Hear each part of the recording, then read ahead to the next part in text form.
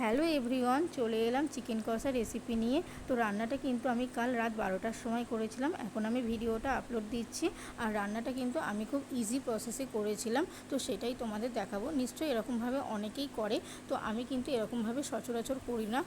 তো যেহেতু অনেকটা রাত হয়ে গেছিলো, তো সেই জন্য আমি কিন্তু এরকম সহজ পদ্ধতিতে তাড়াহুড়ো করে করেছিলাম। তো প্রথমে কিন্তু ভালো করে আমি মাংসগুলো ধুয়ে নিয়েছিলাম।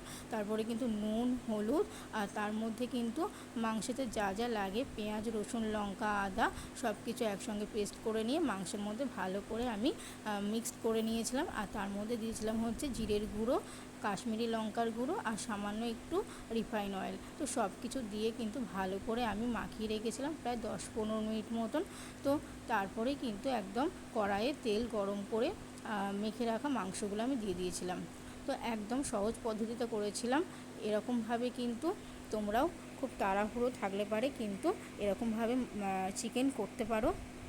তো আমার কিন্তু রান্নাটা খুব তাড়াতাড়ি হয়ে গেছে। তো দেখো এই রকম হয়েছে। আর ভিডিওটা আমার কেমন লাগলো অবশ্যই কমেন্ট করে জানিও।